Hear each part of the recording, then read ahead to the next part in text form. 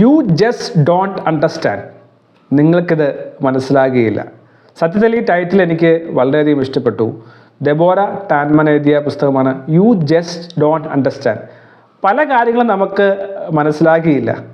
ജീവിതത്തിൽ അനുഭവം വരുമ്പോൾ മാത്രമേ നാം മനസ്സിലാക്കുകയുള്ളൂ. ഇത് എസ്പെഷ്യലി ഇമോഷൻസിനെ നിയന്ത്രിക്കുന്ന കാര്യങ്ങളിൽ, വികാരങ്ങളെ നിയന്ത്രിക്കുന്ന കാര്യങ്ങളിൽ, അല്ലെങ്കിൽ വികാരങ്ങളുമായി ബന്ധപ്പെട്ട ഇടപെടലുകളിൽ എങ്ങനെ മനുഷ്യൻ പെരുമാറണം, ഡിഫിക്കൽട്ടായിട്ടുള്ള കോൺവെർസേഷൻ എങ്ങനെ നടക്കണം, എങ്ങനെ ഡിസഗ്രി ചെയ്യണം എന്ന വിഷയത്തെക്കുറിച്ച് പറയുന്ന പുസ്തകമാണ് യു ജസ്റ്റ് ഡോണ്ട് അണ്ടർസ്റ്റാൻഡ്. എത്ര പറഞ്ഞാൽ നിങ്ങൾക്ക് ഇത് മനസ്സിലാകില്ല. അനുഭവം വരുമ്പോഴേ മനസ്സിലാകുകയുള്ളൂ. അറിയാത്ത പുള്ള ചൊറിയുമ്പോൾ അറിയുമെന്ന് പറയുന്ന പഴയ പ്രയോഗം തന്നെയാണ്. അപ്പോൾ ഈ പുസ്തകം തീർച്ചയായും വായിക്കാൻ കഴിയുമെങ്കിൽ വായിക്കുക. എന്തുകൊണ്ടാണ് പുരുഷനും സ്ത്രീയും അങ്ങനെ ചിന്തിക്കുന്നത്? പുരുഷനും സ്ത്രീയും ഡിഫറൻ്റായി ആണോ സമാനമായാണോ ചിന്തിക്കുന്നത്? അങ്ങനെ ചിന്തിക്കാനുള്ള കാരണം എന്താണ്? ആ ഫണ്ടമെൻ്റലായുള്ള തത്വം മനസ്സിലാക്കിയാൽ മാത്രമേ റിലേഷൻഷിപ്സ് ബിൽഡ് ചെയ്യാൻ സാധിക്കൂ എന്നുള്ളതാണ് പുസ്തകത്തിൽ പറയുന്നത്. ഇത് കുടുംബജീവിതത്തിൽ മാത്രമല്ല, സമൂഹത്തിൽ മാത്രമല്ല, ഓഫീസുകളിൽ മാത്രമല്ല, എല്ലായിടത്തും ബാധകമായിട്ടുള്ളൊരു കാര്യമാണ്. അപ്പോൾ ഈ പുസ്തകം ധാരാളം പഠനങ്ങൾ നമുക്ക് കാണുവാൻ സാധിക്കും. ഇപ്പോൾ ഞാൻ ചില പഠനങ്ങൾ പുസ്തകത്തിൽ നിന്ന് തന്നെ നോട്ട് ചെയ്തത് പറയുകയാണ്. അതുകൊണ്ട് എനിക്ക് എല്ലാവരുടെയും പേരൊന്നും കൃത്യമായി അറിയത്തില്ലാത്തതുകൊണ്ട് പേരുകൾ ഞാൻ നിങ്ങൾക്ക് പരിചയപ്പെടുത്താൻ ആഗ്രഹിക്കുകയാണ്. Leslie Brody and Judith hall ഇവർ ഇതിനെക്കുറിച്ച് അഭിപ്രായം പറയുന്നുണ്ട്. അതെങ്ങനെയാണ്?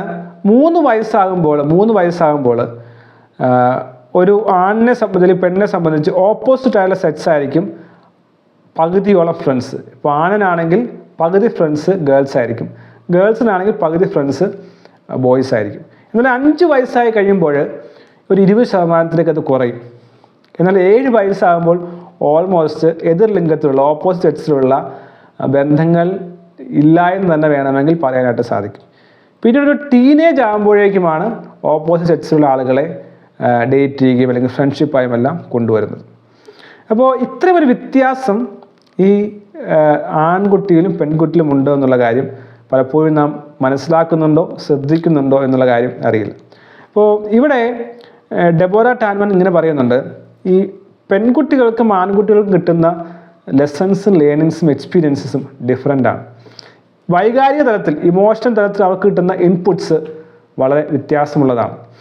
ഈ പെൺകുട്ടികളോട് വീട്ടിൽ അമ്മമാർ അല്ലെങ്കിൽ അച്ഛന്മാർ അല്ലെങ്കിൽ മാതാപിതാക്കൾ കഥകൾ പറയുമ്പോൾ കുറേയധികം വൈകാരികമായിട്ടുള്ള കഥകളും സംസാരങ്ങളും ആംഗ്യരീതികളും ഒപ്പം സംഭാഷണങ്ങളും എല്ലാം ഇടപെടാറുണ്ട്. എന്നാൽ ആൺകുട്ടികളോട് ഈ പെരുമാറലുകൾ അങ്ങനെ ആകണമെന്നില്ല, അതിൽ നിന്ന് വ്യത്യസ്തമായിട്ടുള്ളതായിരിക്കും. അപ്പോൾ അധികം പെൺകുട്ടികൾക്ക് ഇമോഷൻസ് എങ്ങനെ കൊണ്ടുവരാമെന്നുള്ള രീതിയിലുള്ള ലേണിങ്സും ഉപദേശങ്ങളും ഒപ്പം തന്നെ ജീവിതങ്ങളുമാണ് സ്വാഭാവികമായും ലഭിച്ചു വരുന്നത്. അപ്പോൾ അതുകൊണ്ട് തന്നെ കുറേയധികം കമ്മ്യൂണിക്കേഷൻസ് ഇവർക്ക് ഇൻവോൾവ് ആകുന്നുണ്ട്. ഇവരുടെ വൊക്കാബുലറി കുറേ കൂടി എൻഹാൻസ്ഡ് ആകുന്നുണ്ട്. ഇമോഷൻസ് കുറേ പ്രകടിപ്പിക്കാനും പറയുവാനും സ്ത്രീകൾക്ക് സാധിക്കുന്നുണ്ട്. ഇവിടെ ഒരു പുസ്തകത്തെക്കുറിച്ച് നമുക്ക് പിന്നീട് ഇതിനകത്ത് തന്നെ നമുക്ക് കാണുവാൻ സാധിക്കും. പുസ്തകമല്ല, ഇതുമായി ബന്ധപ്പെട്ട ഒരു ലേഖനം നമുക്ക് വായിക്കുവാനായിട്ട് സാധിക്കുന്നുണ്ട്. എന്തുകൊണ്ടാണ് അങ്ങനെ ചിന്തിക്കാനായിട്ട് സാധിക്കുന്നത്? ഇപ്പോൾ ഹൗ ടു ഡിസഗ്രി എന്ന് പറയുന്ന ഒരു ഹാർവേഡ് യൂണിവേഴ്സിറ്റിയിലെ പ്രൊഫസർ എഴുതിയ ഒരു ലേഖനമാണ്. കാരോൾ ഗിൽഗാൻ അദ്ദേഹം ഹാർവേഡ് യൂണിവേഴ്സിറ്റി പ്രൊഫസർ. അദ്ദേഹം എഴുതി എങ്ങനെ ഹൗ ടു ഡിസഗ്രി. അപ്പോൾ ഒരു കുടുംബജീവിതത്തിലായാൽ പുരുഷനും സ്ത്രീയുമായി ജീവിക്കുമ്പോൾ പല ഡിസഗ്രിമെൻറ്റ്സ് ഉണ്ടാകും. വേണമെങ്കിൽ ഡിസഗ്രിമെൻറ്റ്സ് നമുക്ക് ഒഴിഞ്ഞു മാറാം, പക്ഷേ ഡിസഗ്രിമെൻറ്റിൽ നിലനിന്നുകൊണ്ട് തന്നെ ആ കോൺവെർസേഷൻ മേക്ക് ചെയ്യുക എന്നുള്ളതാണ് ഹെൽത്തി ആയിട്ടുള്ള പോളിസി. പക്ഷെ പലപ്പോഴും അതിന് സാധിക്കാറില്ല. ഗേൾസ് ആണെങ്കിൽ സ്ത്രീകളാണ് കൂടുതൽ ഇമോഷണലി ആക്റ്റീവായിട്ടുള്ളവർ. കമ്മ്യൂണിക്കേറ്റ് ചെയ്യുന്നതിൽ കൂടുതൽ അവരാണ് വൊക്കാബുലറിയും എൻട്രി ചെയ്തിട്ടുണ്ടാവും. ഇതിവിടെ മറ്റൊരു കാര്യം കൂടി നമുക്ക് പറയുവാൻ സാധിക്കും. ഈ 7 വയസ്സിനും 13 വയസ്സിനും ഇടയിൽ ഉണ്ടാകുന്ന ചില മാറ്റങ്ങളുണ്ട്. ഇപ്പോൾ ഈ പുരുഷന്മാരെ സംബന്ധിച്ച് അല്ലെങ്കിൽ ആൺകുട്ടികളെ സംബന്ധിച്ച് വലിയ ഗ്രൂപ്പുകളാണ് അവർ അധികം ഇടപെടുകയും കളിക്കുകയും എല്ലാം ചെയ്യുന്നത്. അവരെ സംബന്ധിച്ച് മത്സരമാണ് ഏറ്റവും പ്രധാനപ്പെട്ട ഒരു ഫാക്ടർ. ഒരു ഗെയിം നടക്കുമ്പോൾ ഒരാൾ വീഴുകയാണെന്ന് വിചാരിക്കുക. ആ വീണയാൾ കരയാതെ, ആൺകുട്ടിയാണെങ്കിൽ കരയാതിരിക്കുകയും ആ ഗെയിം കണ്ടിന്യൂ ചെയ്യാനായിട്ട് താല്പര്യപ്പെടുകയും ചെയ്യുകയാണ് ചെയ്യുന്നത്. എന്നാൽ ഒരു സ്ത്രീകളുടെ അല്ലെങ്കിൽ പെൺകുട്ടികളുടെ കൂട്ടമാണെങ്കിൽ ഒരാൾ വീണ് കഴിഞ്ഞാൽ പെട്ടെന്ന് എല്ലാവരും ഓടി വരികയും ഈ കുട്ടി കരയുകയും പെട്ടെന്ന് എല്ലാവരും ഓടി വരികയും അവർ ഗെയിം നിർത്തി ഈ കുട്ടിയെ സഹായിക്കാനായിട്ട് ശ്രവമാണ്, അല്ലെങ്കിൽ കമ്മ്യൂണിക്കേഷനാണ്, അല്ലെങ്കിൽ ആ ഒരു എംപതിയാണ്, ഇമോഷൻസാണ് അവിടെ പ്ലേ ചെയ്യുന്നത്. അപ്പോൾ പെൺകുട്ടികൾ കൂടുതൽ എംപതറ്റിക്കും കൂടുതൽ ഇമോഷൻസ് ഉള്ളവരും കൂടുതൽ സംസാരിക്കുന്നവരും ആണ്. പക്ഷെ പുരുഷന്മാർ അങ്ങനെയല്ല എന്നുള്ളതാണ് മനസ്സിലാക്കുന്നത്. ഈ പുസ്തകത്തിൻ്റെ ആകെത്തുക എന്ന് പറയുന്നത് പെൺകുട്ടികൾക്ക് കൂടുതൽ എംപതറ്റിക് ആയതുകൊണ്ട് തന്നെ ഇമോഷൻസിനെ മനസ്സിലാക്കുവാനായിട്ട് സാധിക്കും, ഇമോഷൻസിനെ പെട്ടെന്ന് റീഡ് ചെയ്യാൻ സാധിക്കും. അതുകൊണ്ടാണ് പെൺകുട്ടികളെ പറഞ്ഞ് പറ്റിക്കാൻ അല്പം ബുദ്ധിമുട്ടാണ്. എത്ര പറഞ്ഞാലും നമ്മുടെ മുഖത്തുള്ള വികാരങ്ങളെ ഒരു ലൈ ഡിക്റ്റേറ്ററിനെ പോലെ കണ്ടുപിടിക്കാൻ അവർക്ക് സാധിക്കുന്ന ഒരു പ്രത്യേക ശ്രദ്ധയുണ്ടോ എന്നുള്ള കാര്യം കൂടി നാം മനസ്സിലാക്കേണ്ടത് ആവശ്യമുണ്ട്. ഈ ഒരു എംപതിയും ഇമോഷൻസും കമ്മ്യൂണിക്കേഷൻസും ഇവരെ സംബന്ധിച്ച് അഡ്വാൻറ്റേജായി ഇവർക്കുണ്ട്. പക്ഷേ പുരുഷനാണെങ്കിൽ ചിന്തകളെല്ലാം തിരികെ വളരെ വ്യത്യസ്തമായ രീതിയിലൂടെയാണ് പോകുന്നത്. ഇപ്പോൾ ടെഡ് ഹസ്റ്റൺ, അത് ടെക്സാസ് യൂണിവേഴ്സിറ്റിയിലെ ഒരു പ്രൊഫസർ, അദ്ദേഹം പറയുന്നുണ്ട് എങ്ങനെയായിരിക്കണം സംസാരിക്കേണ്ടത്, എങ്ങനെയായിരിക്കണം കമ്മ്യൂണിക്കേറ്റ് ചെയ്യേണ്ടത്, എങ്ങനെയായിരിക്കണം ഈ ഡിഫിക്കൽട്ടായിട്ടുള്ള കോൺവെർസേഷൻസ് മേക്ക് ചെയ്യേണ്ടത്. അപ്പോൾ ഇവിടെ മനസ്സിലാക്കേണ്ട കാര്യം, ഒരു ഡിഫിക്കൽട്ടായിട്ടുള്ള സിറ്റുവേഷൻ കോൺവെർസേഷൻ വന്നു കഴിഞ്ഞാൽ അതിനെ എങ്ങനെ ടേക്കപ്പ് ചെയ്യണമെന്ന് പലപ്പോഴും പുരുഷന്മാർക്ക് അറിയില്ല എന്നുള്ളതാണ്. സ്ത്രീകൾ പെട്ടെന്ന് പുരുഷൻ്റെ ഇമോഷൻസിനെ മനസ്സിലാക്കുന്ന പുരുഷന്മാർക്ക് സ്ത്രീകളുടെ ഇമോഷൻസ് മനസ്സിലാക്കാൻ സാധിക്കുന്നില്ല. അവർ ഇമോഷണൽ ആകുമ്പോൾ അവർ ഒന്നെങ്കിൽ മിണ്ടാതിരിക്കുകയോ അതല്ലെങ്കിൽ അവർ അതിനെ ഒഴിവാക്കുകയോ ഇഗ്നോർ ചെയ്യുകയോ ചെയ്യും. അവർ ഇമോഷണൽ നീഡ്സ് മെറ്റ് ചെയ്യുക എന്നുള്ളത് ഒരു പുരുഷനെ സംബന്ധിച്ച് ചെയ്യാൻ കഴിയേണ്ട ഏറ്റവും പ്രധാനപ്പെട്ട കാര്യമാണ്.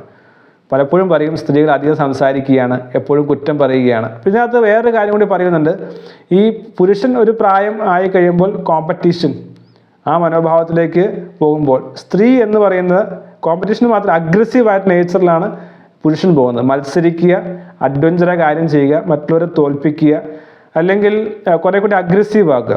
സ്ത്രീകൾ പക്ഷേ അങ്ങനെയല്ല. പെൺകുട്ടികൾ കുറച്ചുകൂടി ഒരു ഗോസിപ്പ്, അല്ലെങ്കിൽ കുറേ സംസാരിക്കുക, മറ്റുള്ളവരെ കുറ്റം പറയുക, നെഗറ്റീവായി പറയുന്നതല്ല, അതൊരു പാറ്റേണായിട്ട് നമ്മൾ ഈ പുസ്തകത്തിൽ വായിക്കുമ്പോൾ കാണാൻ സാധിക്കുകയാണ്. ഗോസിപ്പ് എന്ന് പറയുന്ന ആംഗിളിലാണ് അവരുടെ കൂടുതൽ സംസാരങ്ങളെല്ലാം പോകുന്നത്. പുരുഷനാണെങ്കിൽ മത്സരിക്കുക, അഗ്രസീവ് ആക്കുക. ഈ ഒരു ഗ്രോയിങ് പാറ്റേൺ പുരുഷനും സ്ത്രീയുമുണ്ട്. ഇത് വളർന്നു വരുമ്പോൾ ഒരു കുടുംബ ജീവിതത്തിലേക്ക് അല്ലെങ്കിൽ സ്നേഹബന്ധത്തിലേക്കോ വൈവാഹിക ജീവിതത്തിലേക്കോ എല്ലാം വരുമ്പോൾ പുരുഷനും സ്ത്രീയും ഈ കാര്യം മനസ്സിലാക്കേണ്ടത് ആവശ്യമാണ്. ഡിഫിക്കൽട്ടായ സിറ്റുവേഷൻ വരുമ്പോൾ സ്ത്രീയെ സംബന്ധിച്ച് തൻ്റെ ഇമോഷൻ പുരുഷൻ മനസ്സിലാക്കുന്നുണ്ടെന്നും അത് റീഡ് ചെയ്യുന്നുണ്ടെന്നും അത് സംസാരിക്കാനായിട്ട് ഓപ്പണായി പറയാൻ സാധിക്കുന്നുണ്ടെന്നും തന്നെ മറ്റേയാൾ മനസ്സിലാക്കുന്നുള്ളതും എല്ലാം വളരെ പ്രധാനപ്പെട്ട കാര്യമാണ്. പുരുഷനെ സംബന്ധിച്ച് അത്രമാത്രം പ്രധാനപ്പെട്ട ഒരു കാര്യമല്ല ഇത്. ഇവിടെയാണ് ഫണ്ടമെൻ്റലായിട്ടുള്ള ഒരു ചിന്ത ഉണ്ടാകേണ്ടതെന്നാണ് ഡാനിയൽ ഗോൾമാൻ ഇമോഷൻ ഇൻ്റലിജൻസ് എന്ന പുസ്തകത്തിലും നമ്മെ പരാമർശിക്കുന്നത്. പലപ്പോഴും വിവാഹ ബന്ധങ്ങളും സ്നേഹബന്ധങ്ങളും തകരാൻ കാരണം സ്ത്രീയുടെ വികാരങ്ങളെ, സ്ത്രീയുടെ ആഗ്രഹങ്ങളെ, സ്ത്രീയുടെ ഇമോഷൻസിനെ മനസ്സിലാക്കുന്നതിന് പുരുഷൻ പരാജയപ്പെടുന്നു. മാത്രമല്ല ഡിഫിക്കൽട്ടായിട്ടുള്ള കോൺവെർസേഷൻ, പലപ്പോഴും പറയും സ്ത്രീകൾ വഴക്കുണ്ടാക്കിയിട്ട് സമാധാനം തരുന്നില്ല എന്ന് പറയുന്ന ആളുകളുണ്ട്. അങ്ങനെയാണെങ്കിലും ആ കോൺവെർസേഷൻ എങ്ങനെ നാവിഗേറ്റ് ചെയ്യാനായിട്ട് സാധിക്കുന്നു എന്നുള്ളത് വളരെ പ്രധാനപ്പെട്ട കാര്യമാണ്. ഒരു വിധത്തിൽ പറഞ്ഞാൽ പുരുഷനാണ് കൂടുതൽ ഇമോഷൻ ഇൻ്റലിജൻസ് വേണ്ടത്. സ്ത്രീക്ക് സ്വാഭാവികമായി ഇമോഷൻസ് മാനേജ് ചെയ്യാനും ഒപ്പം തന്നെ അതിനെ വെൻഡ് ഔട്ട് ചെയ്യാനും അതിനെ നിയന്ത്രിക്കാനും എല്ലാം സ്വാഭാവികമായ ഒരു ജന്മസിദ്ധിയോ അതല്ലെങ്കിൽ ജീവിത രീതി കൊണ്ടോ ഒരു പക്വത കൈവന്നിട്ടുണ്ട്. പുരുഷനത് ഇല്ലാതെ പോകുന്നുണ്ടോ എന്നുള്ളത് പ്രധാനപ്പെട്ട കാര്യമാണ്. ഇവിടെ ബന്ധങ്ങൾ തകരാൻ സ്ത്രീയാണോ പുരുഷനാണോ കാരണക്കാരനെന്ന് ചോദിച്ചു കഴിഞ്ഞാൽ ഔട്ട്റൈറ്റ്ലി പറഞ്ഞാൽ വേണമെങ്കിൽ ഒരു വിഭാഗത്തെ കുറ്റം പറയാൻ സാധിക്കുമെങ്കിലും ഇതാണ് യഥാർത്ഥത്തിലുള്ള ബാക്ക്ഗ്രൗണ്ട് എന്ന് മനസ്സിലാക്കി രണ്ടുപേരും അതനുസരിച്ച് പ്രവർത്തിക്കുകയും മനസ്സിലാക്കുകയും ചെയ്യുക എന്നുള്ളത് അടിസ്ഥാനപരമായും തീർച്ചയായും സഹായിക്കുന്ന കാര്യമാണ്. എങ്ങനെ ഇമോഷൻസിനെ മനസ്സിലാക്കാം, എങ്ങനെ ഡിസഗ്രി ചെയ്യാം, എങ്ങനെ അണ്ടർസ്റ്റാൻഡ് ചെയ്യാം തുടങ്ങിയ കാര്യങ്ങളിൽ വ്യക്തമായ പ്രായോഗിക പരിജ്ഞാനത്തിലൂടെ വലിയ ബന്ധങ്ങൾ ദീർഘകാലം നിലനിർത്തുവാൻ നമുക്ക് സാധിക്കട്ടെ. ജീവിതം ഈ പുസ്തകങ്ങളിലൂടെ മാറുവാൻ ഇടയാക്കട്ടെ. All the best.